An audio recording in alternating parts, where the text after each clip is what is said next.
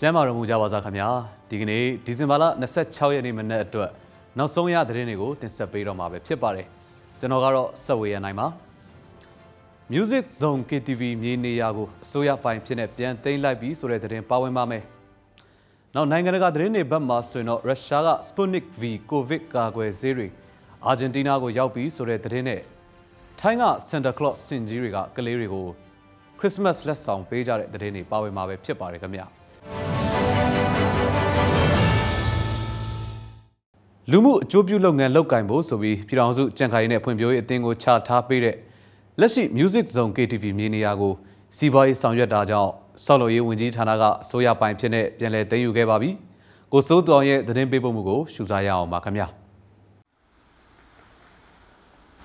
လူမှုအကျိုးပြုလုပ်ငန်းတွေလုပ်ကင်ဖို့ပြည်ထောင်စုကြံ့ခိုင်ရေးနဲ့ဖွံ့ဖြိုးရေးအသင်းကိုချထားပေးတဲ့လက်ရှိ Music Zone KTV မြေနေရာကိုစီးပွားရေးဆောင်ရွက်တာကြောင့်ဆောက်လုပ်ရေးဝန်ကြီးဌာနကအစိုးရပိုင်အဖြစ်ပြန်ပြီးသိမ်းယူခဲ့တယ်လို့ရန်ကုန်တိုင်းဒေသကြီးတင်ကန်းကျွန်းမြို့နယ်ပြည်သူ့လွှတ်တော်ကိုယ်စားလှယ်ဦးရွှေလာဝင်းကအတည်ပြုပါတယ်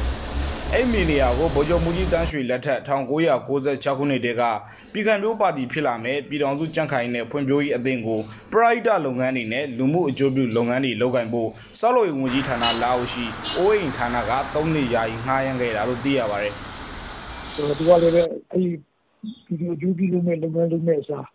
စီးပွားရေးသမားဒီပေါ့အစဉ်အဲ့ဒီငှားစားခဲ့တယ်ပေါ့နော်ငှားခဲ့တာပေါ့ငှားစားပြီးတော့နောက်ဆုံးကျတော့ဒီအသင်းကလည်းပဲပါတီဖြစ်ပြောင်းလဲသွားပြီဖြစ်တယ်ဆိုတော့ဒါကဟိုချထားပြီးတဲ့လူနဲ့လည်းကျွန်တော်မနီးတော့ဘူးပေါ့နောက်တစ်ခါအခွန်အခအနေနဲ့ကြည့်နေဆိုလို့ရှိရင်လည်းအဲ့ဒီ3နှစ်ပြီးမှတုံးစံတိုင်းဆိုရင်တော့3နှစ်ရာကြီးပြီးရင်ပြန်လျှောက်မှာပေါ့အဲ့ဒီလျှောက်ထားခြင်းလည်းမရှိဘူးပေါ့အဲ့တော့စကားရဒီဥစ္စာကကျွန်တော်တို့သူဆောင်ချက်တွေကဝေးမနေတဲ့အတွက်သူချပြတဲ့ယာယီအသုံးပြုခွင့်ကိုပြန်လည်ရုပ်သိမ်းပြီးတော့အစိုးရမျိုးဖြစ်ပြန်ရယူတာပေါ့ဒါပဲခင်ဗျတင်ကန်းကျွန်းမြို့နယ်မှာရှိတဲ့ Music Zone KTV မြေနေရာကိုအစိုးရအနေနဲ့ပြည်သူပိုင်သိမ်းဖို့အစီအစဉ်ရှိမရှိဦးရွှေလာဝင်းကဒီဇင်ဘာ1ရက်နေ့မှာစာပို့မေးမြန်းတဲ့အခါမှာတော့ဆောက်လုပ်ရေးဝန်ကြီးဌာနဘက်ကနိုင်ငံတော်ပိုင်အဖြစ်ပြန်သိမ်းယူမယ်ဖြစ်ကြောင်းဖြေကြားခဲ့တာပါဒီကိစ္စနဲ့ပတ်သက်လို့ပြည်ထောင်စုကြံ့ခိုင်ရေးနဲ့ဖွံ့ဖြိုးရေးပါတီတာဝန်ရှိသူတယောက်စီကိုဖုန်းနဲ့ဆက်သွယ်မေးမြန်းပေမဲ့ဖြေဆိုဖို့ငြင်းပါတယ်အဲ့ဒီမြေနေရာမှာ KTV လုပ်ငန်းလုပ်ကိုင်နေပေမဲ့အသုံးပြုခွင့်ရသူကလုံထုံးလုံနည်းတွေနဲ့အညီမြေအသုံးပြုခွင့်ကိုထပ်တိုးတောင်းခံခဲ့လို့တနည်းတစ်ချိန်တက်တန်းတိုးပေးခဲ့တယ်လို့မျိုးပြနဲ့အိမ်ယာဖွံ့ဖြိုးရေးဦးစီးဌာနကညွှန်ကြားရေးမှူးချုပ်ဦးမင်းထင်ကပြောပါတယ်အဓိကတော့ကျွန်တော်တို့ကမြေအသုံးပြုခွင့်ကိုယာယီအသုံးပြုခွင့်လေးပေးတာအပေါ်လုပ်ငန်းလုပ်ခွင့်ပြုတာကြတော့သက်ဆိုင်ရာဟိုဟာတွေနဲ့ဆိုင်တယ်ဗျသက်ဆိုင်ရာဌာနတွေနဲ့ဆိုင်တာပေါ့ဥပမာအပြင်ပေါ့ဗျာအဲ့ဒီဟိုလာအခုလိုသူတို့သုံးနေတဲ့ဟလာကာရာအိုကေမျိုးဆိုကာရာအိုကေဟလာခွင့်ပြုမိတ်ကြတဲ့ဌာနကပေးတာပေါ့နော်နောက်ကျန်တဲ့လုပ်ငန်းစဉ်တွေလည်းအဲ့လိုပေါ့စီရင်ဆိုရင်လည်းစီရင်ဥပဒေနဲ့တွားတာပေါ့နော်ကျွန်တော်တို့ကတော့မြေအုံးလေးတက်ပေါ့နော်ဒါပေမဲ့လည်းသက်ဆိုင်ရာအထွေထွေအုပ်ချုပ်ရေးဦးစီးဌာနနဲ့မြို့တော်စီရင်တို့ကတော့ KTV လိုင်စင်ချထားပေးတာမျိုးမရှိဘူးလို့ညင်းပါတယ် KTV တွေဖွင့်လှစ်ရေးနဲ့ပတ်သက်လို့တိတိကျကျဥပဒေသတ်မှတ်ထားတာမျိုးမရှိလို့ဥပဒေပြဋ္ဌာန်းဖို့လိုနေပြီလို့လည်းစီပင်ကတာဝန်ရှိတဲ့သူတယောက်ကထောက်ပြပါတယ်ပြီးခဲ့တဲ့2018ခုနှစ်ဖေဖော်ဝါရီ10ရက်နေ့ကလွှတ်တော်မှာရန်ကုန်တိုင်းဒေသကြီးအစိုးရအဖွဲ့ဝင်ကြီးနော်ပန်းတင်စာမျိုးကဗီဒီယိုလုပ်ငန်းစစ်စစ်ကြီးကြပ်ရေးကော်မတီကလိုင်စင်ထုတ်ပေးနေပြီးလိုင်စင်သက်တမ်းကိုလိုင်စင်ခွင့်ပြုထားတဲ့နေ့ကစလို့တစ်နှစ်သတ်မှတ်ထားတယ်လို့ပြောကြားခဲ့ပါတယ်ဒါကြောင့်ရန်ကုန်တိုင်းဒေသကြီးအစိုးရအဖွဲ့ကိုမေးမြန်းဖို့မြေစီမကကြိုးပမ်းပေမဲ့အဆက်အသွယ်မရသေးပါဘူးဘလို့ပဲဖြစ်ဖြစ်အဲ့ဒီမြေနေရာမှာပြည်သူ့အကျိုးပြုလုပ်ငန်းတွေလုပ်ကိုင်ဖို့တင်ကန်းကျွန်းလွှတ်တော်ကိုယ်စားလှယ်တွေကပြန်ပြီးကြိုးပမ်းကြမယ်လို့လည်းပြည်သူ့လွှတ်တော်ကိုယ်စားလှယ်ဦးရွှေလာဝင်းကပြောပါတယ်လက်ရှိမှာလူပေါင်းရာနဲ့ချီပြီး COVID-19 ကူးစက်စေခဲ့မှုကြောင့်ကိုဗစ်ကာလအတွင်းဖွင့်လှစ်ခဲ့တဲ့ Music Zone KTV ပိုင်ရှင်ဦးစော်မင်းနဲ့စိုက်မန်နေဂျာတို့ကိုတဘာဝဘေးနေရန်ဆိုင်ရာစီမံခန့်ခွဲမှုဥပဒေပုံမှန်25နဲ့တရားစွဲဆိုအမှုစစ်ဆေးနေဆဲဖြစ်ပါတယ်ကျွန်တော်စိုးသူအောင်ပါအရေးအသွေးမပြည့်မီတဲ့ယောဂကာကွယ်ရေးပစ္စည်းတွေကိုအသုံးပြုရမှ COVID-19 ကူးစက်ခံရတဲ့ကျန်းမာရေးဝန်ထမ်းတွေရှိနေပါတယ်ခုတော့ပါးစပ်နှာခေါင်းစည်း Surgical Mask နဲ့ Medical Use Respiratory ကိုဆေးပစ္စည်းတင်သွင်းခွင့်ထောက်ခံချက်လျှောက်ထားရန်လိုအပ်တဲ့ပစ္စည်းအဖြစ်စတင်သတ်မှတ်လိုက်ပါပြီ။ဖူးအီတွေကသတင်းပေးပို့ထားတာပါရှုစားရအောင်ပါခင်ဗျာ။ပါးစပ်နှာခေါင်းစည်း Surgical Mask နဲ့ Medical Use Respirator တွေကိုဆေးပစ္စည်းတင်သွင်းခွင့်ထောက်ခံချက်လျှောက်ထားဖို့လိုတဲ့ပစ္စည်းတွေအဖြစ်စတင်သတ်မှတ်လိုက်ပြီဖြစ်ပြီးထောက်ခံချက်ရရှိမှသာတင်သွင်းဖြန့်ဖြူးခွင့်ရှိမှာဖြစ်တယ်လို့အစားအသောက်နဲ့ဆေးဝါးကွပ်ကဲရေးဦးစီးဌာန FDA ကဒီဇင်ဘာလ24ရက်နေ့ကထုတ်ပြန်ခဲ့ပါတယ်။အခုအထူးတွေကဘယ်လိုလဲ တော့သူကာကွယ်သေးလားမကာကွယ်နိုင်ဘူးဆိုလို့ရှိရင်ဒါတွေကလူတွေအတွက်ကိုပေးရနေရှိတာပေါ့နော်။အားကြောင့်မလို့ဒါတွေကိုပြန်ပြီးတော့ဝန်ကြီးဌာနကနေပြောလေဒါတွေပြန်ပြီးချက်မဲ့ဆောင်ရွက်ဖို့ဆိုရင်ကျမတို့ထပ်ပြီးတော့ကြားလာတယ်။အားကြောင့်မလို့ကျမတို့ပြန်ပြီးတော့ဒါတွေကိုလေထောက်ခံချက်ရယူဖို့တို့လည်းကျမတို့ပြန်ကြရတာပါအရေးသွေးမပြည့်မီတဲ့ယောဂကာကွယ်ရေးပစ္စည်းတွေကိုအသုံးပြုရာကနေ COVID-19 ကူးစက်ခံရတဲ့ကျန်းမာရေးဝန်ထမ်းတွေလည်းရှိနေတာကြောင့်အခုလို FDA ကနေစီစစ်မဲ့အပေါ်ကြိုးဆိုတယ်လို့အင်းစိန်ပြည်သူ့စေယုံကြီးကပမောက္ခဒေါက်တာမမကြီးကပြောပါတယ်ကြောင်းနော်N95ကိုရပြ quality လို့ပြောတယ်။တော့ခဲခဲပါလို့ဆိုတော့နားကိုဖြစ်တဲ့သူတွေဖြစ်တာရှိတယ်။ quality မကောင်းတော့လေ။ဆိုတော့အမကအဲ့အမေတွေကိုဖတ်ထားလိုက်တာပေါ့နော်။ဒီအမေကလူကျန်းတာလားဒါမှမဟုတ်နိုင်ငံတော်ကထုတ်ပေးရလားဒါမှမဟုတ်ရှင်ဘယ်တင်တာနဲ့ဝယ်ထားတာလဲဒါပြန်သိရတာအဲ့ဒါလိုရှိတာပေါ့။နားကိုဖြစ်လိုက်တာလည်းသူတို့ဖြစ်သွားတယ်။ဆိုဘယ်သိချင်လဲဟုတ်တယ်လား quality ပြင်းနေလို့မျိုးဒါ FDA ကတာဝန်ခံပြီးလိုက်တဲ့တော့ဆိုကောင်းတော့ကောင်းသွားတာပေါ့အရေးသွေးပြည့်ဝတဲ့ကာကွယ်ရေးပစ္စည်းတွေကိုအများပြည်သူသုံးစွဲခွင့်ရရှိရေးနဲ့ကျန်းမာရေးဝန်ထမ်းတွေအတွက်ပုံမစိတ်ချရတဲ့အရေးသွေးစံနှုန်းပြည့်မီစေဖို့တရားဝင်တင်သွင်းခွင့်ရရှိတဲ့ကုမ္ပဏီတွေကသာဝယ်ယူကြဖို့တိုက်တွန်းလိုတယ်လို့လည်းအစားအသောက်နဲ့ဆေးဝါးကွပ်ကဲရေးဦးစီးဌာနဆေးပစ္စည်းအလားကုံကညွှန်ကြားရေးမှူးဒေါက်တာတင်ဝဝဝင်းကပြောပါတယ်ကျမတို့ကဒီမှာကျစစ်တယ်ဆိုတာကျတော့ document နေစစ်တာပေါ့နော်ဒါတွေနောက် sample တရားတွေရှိရခါကျတော့ကျမတို့ traceability တိုက်လို့ရတာပေါ့ကျမတို့ရှိမှတော့ထောက်ခံချက်တွေမှယူထားတယ်ဆိုလို့ရှိရင်သူ့လိုနောက် sample ညို့ပါပေါ့နော်အရေးသေးမပြည့်နေတာလို့ဆိုလို့ရှိရင်ကျရင်တရားမဝင်တင်သွင်းတာတွေဖြစ်တဲ့အတွက်ကြောင့်မို့ဒါတွေက traceability တိုက်လို့မရဘူးလေပေါ့တော့ထပ်ပြီးဆိုလို့ရှိရင်တော့ဒါဥပဒေအရဒါတွေကအရေးယူလို့ရမှာပေါ့နော်တင်သွင်းခွင့်လျှောက်ထားဖို့မလိုတဲ့ပစ္စည်းအဖြစ်ဖြေလျှော့ပေးခဲ့ရမှာနောက်ပိုင်းမှာတော့လူမှုကွန်ရက်စာမျက်နှာတွေမှာပါအာမခံချက်မရှိတဲ့ပစ္စည်းတွေကိုဖြန့်ဖြူးရောင်းချနေမှုများပြားလာတဲ့အတွက်အခုလိုသတ်မှတ်ထုတ်ပြန်လိုက်တာဖြစ်တယ်လို့လည်းသိရပါတယ်။ကျန်းမာရေးနဲ့အားကစားဝန်ကြီးဌာနအနေနဲ့နှာခေါင်းစည်းတွေကိုအရေးသွေးစစ်ဆေးရေးအဖွဲ့ကနေစစ်ဆေးပြီးတင်ဒါစနစ်နဲ့ဝယ်ယူတာဖြစ်ပြီးလူမှုကွန်ရက်စာမျက်နှာပေါ်ကဈေးကွက်တွေမှာရောင်းချနေတဲ့ပါးစပ်နှာခေါင်းစည်းတွေ N95 နဲ့ KN95 အများစုကတော့တရုတ်နိုင်ငံထိုင်းနိုင်ငံတွေကနေနယ်စပ်ကနေတဆင့်ဝင်လာတာဖြစ်ပြီးအရေးသွေးပေါ်မူတီကဈေးနှုန်းကအမျိုးမျိုးကွာခြားမှုရှိတယ်လို့လည်းအဲ့ဒီဈေးကွက်ကနေသိရပါတယ်။ကျွန်မကတော့ဖူးအီနွယ်ပါ။နိုင်ငံတကာသတင်းတွေကိုလည်းတင်ဆက်ပေးကြပါမယ်။ Sputnik V ကာကွယ်ဆေးကိုအရေးပေါ်အသုံးပြုမှုအဖြစ်နဲ့အာဂျင်တီးနားကျန်းမာရေးဝန်ကြီးဌာနကတည်ပြုပေးခဲ့ပြီးတဲ့နောက်တော့ဒါဟာ Latin America မှာ Sputnik V ကာကွယ်ဆေးကိုပထမဆုံးအတည်ပြုချက်ပေးလိုက်တာဖြစ်လာပါတယ်။ဒီဇင်ဘာလ24ရက်နေ့မှာတော့အာဂျင်တီးနားနိုင်ငံBuenos Airesကိုဆေးတွေရောက်ရှိလာခဲ့ပါပြီ။ AFP ကိုကိုးကားပြီးတင်ဆက်ပေးမှာပါ။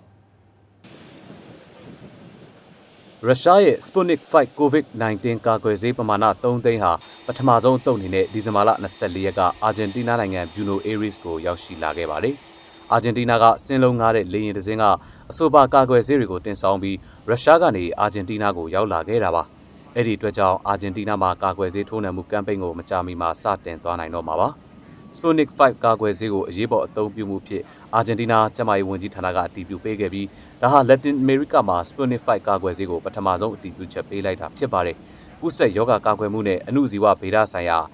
Nicolai Gamaleya Center ကစီစဉ်ပေးခဲ့တဲ့ဒီကာကွယ်ဆေးထောက်ပံ့မှုအတွက်အာဂျင်တီးနားဟာရုရှားနဲ့သဘောတူညီချက်တစ်ခုရရှိခဲ့တာဖြစ်ပါတယ်။ဒီဇင်ဘာလ24ရက်ကစလို့ဆိုပါ Sputnik 5ကာကွယ်ဆေးတွေကိုအာဂျင်တီးနားကပြည်내တိုင်းစီကဖြန့်ဖြူးရေးစင်တာတွေစီကိုပို့ဆောင်ပြီးအဲဒီနောက်ကာကွယ်ဆေးထိုးနှံမှုတွေလုပ်ဖို့အတွက်ကျန်းမာရေးစင်တာတွေစီဖြန့်ကျက်မှာဖြစ်ပါတယ်။ကျန်းမာရေးဝန်ထမ်းတွေကကာကွယ်ဆေးကိုပထမဆုံးထိုးနှံခံယူကြရမှာဖြစ်ပြီးအဲဒီနောက်သက်ကြီးတွေကထိုးနှံခံယူကြမှာပါ။အာဂျင်တီးနားအစိုးရကတော့ COVID-19 ကာကွယ်ဆေးပမာဏပေါင်း50တန်းအထိဝယ်ယူဖို့စီစဉ်နေတယ်လို့သိရပါတယ်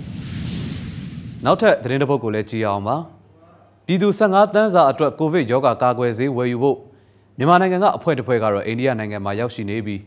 လာမယ့်သတင်းတစ်ပတ်အတွင်းမှာတော့ကာကွယ်ဆေးဝယ်ယူရေးနဲ့ပတ်သက်ပြီးပိုးပြီးတိတိကျကျသိနိုင်မှာဖြစ်တယ်လို့နိုင်ငံတော်ရဲ့တိုင်ပင်ခံပုဂ္ဂိုလ်တော်ဆန်းစုကြည်ကပြောပါတယ်။အပြည့်အစုံကတော့ဖူအီတွေကဆက်ပြောပြပေးမှာပါခင်ဗျာ။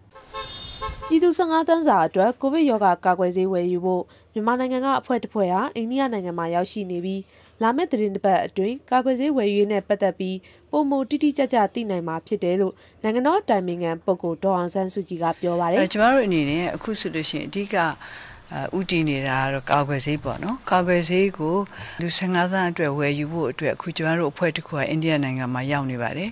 ်ဒီကာကွယ်ဆေးဝယ်ယူရေးကိစ္စတွေနဲ့ပတ်သက်လို့ဆိုလို့ရှိရင်နောက်တစ်ပတ်လောက်အတွင်းမှာတိတိကျကျပို့ပြီးတော့သိရပါလိမ့်မယ်ဒီဇင်ဘာလ24ရက်နေ့ညက COVID-19 ရောဂါဖြစ်ပွားမှုနောက်ဆုံးအခြေအနေနဲ့ဆက်လင်းပြီးပြည်သူတို့အစီရင်ခံတင်ပြတဲ့မိန့်ခွန်းမှာအခုလိုထည့်သွင်းပြောကြားခဲ့တာပါကာကွယ်ဆေးဝယ်ယူဖို့လက်မှတ်ထိုးပြီးအစဉ်သင့်ဖြစ်ချိန်မှာ ဆေးထိုးမဲ့အစီအစဉ်တွေကိုစတင်နိုင်ရေးအတွက်စီစဉ်ထားပြီးဖြစ်ပြီးရှေ့တန်းကကျန်းမာရေးဝန်ထမ်းတွေကိုပထမဦးစားပေးကအဆင့်ဆင့်ထိုးနှံပေးတော့မှာဖြစ်တယ်လို့လည်းဒေါ်အောင်ဆန်းစုကြည်ကထည့်သွင်းပြောကြားခဲ့ပါတယ်။အိန္ဒိယနိုင်ငံရှိ Serum Institute of India ထံကနေကိုဗစ်ကာကွယ်ဆေးဝယ်ယူရေးသဘောတူညီချက်ကိုဒီဇင်ဘာလ24ရက်နေ့ကမြန်မာအစိုးရနဲ့အိန္ဒိယအစိုးရကြားလက်မှတ်ရေးထိုးခဲ့တယ်လို့လည်း New Delhi ရှိအိန္ဒိယနိုင်ငံဆိုင်ရာမြန်မာတန်ယုံကသတင်းထုတ်ပြန်ထားပါတယ်။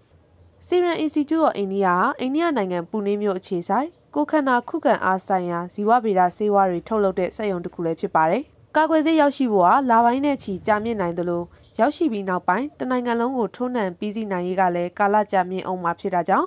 ဂျာကာလာမှာပြည်သူလူထုအနေနဲ့ယောဂကူးစက်မခံရစေဖို့တတိပြုစီလိုတယ်လို့လည်းနိုင်ငံတော်တိုင်ပင်ခံပုဂ္ဂိုလ်ကပြောပါတယ်။ပန်းတိုင်မြင်ရတဲ့အချိန်မှာခလုတ်တိုက်တာမဖြစ်စေချင်ပါဘူး။ဒီကြားထဲမှာယောဂမကုဆက်အောင်လို့ကိုယ်ရှိရလဲလူများမကုဆက်အောင်လို့လူများရှိရလဲကိုမကုဆက်အောင်လို့တတိနဲ့နေကြပါလို့ကျွန်မထပ်လောင်းပြီးတော့မေတ္တာရပ်ခံကြပါတယ်။ဘာဖြစ်လဲဆိုတော့အခုစပြီးတော့လည်းနည်းနည်းတော့ကြာလာပြီနည်းနည်းတော့ကြာလာပြီဆိုများများကြာလာအောင်လို့ကျွန်တော်တို့လုပ်ရမယ်ဆက်ပြီးတော့ကြာရမယ်အားလုံးခါတဲ့ပျောက်ကင်းသွားအောင်လို့ကျွန်တော်တို့ကြိုးစားရမယ်နောက်ပြီးတော့ကာကွယ်ဆေးနဲ့တစ်ဖက်ကထိန်းသွားမယ်ဆိုလို့ရှိရင်ကျွန်တော်တို့နိုင်ငံအနေနဲ့ပုံမှန်ပြန်ပြီးတော့လဲပတ်လို့ရမှာပါအခုစီစဉ်ဟာအိန္ဒိယနိုင်ငံနဲ့နိုင်ငံဆွေးနွေးညှိနှိုင်းကဝယ်ယူခြင်းဖြစ်ပြီးအခြားနည်းလမ်းတွေနဲ့လည်းကာကွယ်ဆေးရရှိနိုင်မှုအစိုးရကကြိုးပမ်းလျက်ရှိပါတယ်မြန်မာနိုင်ငံအပါအဝင်ဖွံ့ဖြိုးဆဲနိုင်ငံတွေကိုထောက်ပံ့မှုရှိနေတဲ့ COVID Facility ထံကနေကာကွယ်ဆေးကိုလည်း2021ခုနှစ်အစပိုင်းကနေနှစ်မကုန်ခင်အတွင်းနှစ်ကြိမ်ခွဲကနိုင်ငံလူဦးရေရဲ့20%အတွက်ရရှိနိုင်မယ်လို့လည်းမြန်မာနိုင်ငံအနေနဲ့မျှော်မှန်းထားတယ်လို့သိရပါတယ်။ COVAX ဖွဲ့မှာတော့ကမ္ဘာ့ကျန်းမာရေးအဖွဲ့ WHO ကာကွယ်ရေးဆိုင်ရာမဟာမိတ်အဖွဲ့ကာဗီပါဝင်နိုင်ငံတကာကိုဗစ်ကာကွယ်ဆေးဖြန့်ကျက်ရရှိရေးအဖွဲ့တွေပါဝင်ပြီးဒီအစီအစဉ်ဟာဝင်ငွေနည်းနဲ့ဝင်ငွေအလဲလက်ရှိတဲ့ဖွံ့ဖြိုးဆဲနိုင်ငံ62နိုင်ငံအနေနဲ့ COVID-19 ရောဂါကာကွယ်ဆေးကိုအခြားချမ်းသာတဲ့နိုင်ငံတွေနည်းတူမျှတစွာရရှိစေဖို့စီမံထားတာပါကျမတို့ဖူးရီနယ်ပါခရစ်စမတ်ကာလာဆိုတော့ကမ္ဘာတဝန်းမှာပုံစံအမျိုးမျိုးနဲ့လက်ဆောင်တွေပေးကြပျော်ကြရွှင်ကြရပါတယ်ထိုင်းနိုင်ငံမှာလည်း Santa Claus စင်ကြီးတွေနဲ့ကလေးတွေကိုလက်ဆောင်ပေးဝေကြရမှာကြိုးစိုးပျော်ရွှင်နေကြပါတယ်သတင်းပြေဆုံးကို AFP ကိုကိုကာပြီးတင်ဆက်ပေးထားပါတယ်ကြည့်အောင်ပါခင်ဗျာအနီရောင် Santa Claus ဝတ်စုံတွေဆင်မြန်းထားတဲ့စင်ကြီးတွေနဲ့စင်ဦးစီးတွေကတော့ထိုင်းအလဲပိုင်းအယုဒ္ဓယပြည်နယ်ကစာတင်ကျောင်းတစ်ကျောင်းစီသွားပြီးတော့ကလေးငယ်တွေကိုလက်ဆောင်တွေဝေငှခဲ့ကြပါတယ်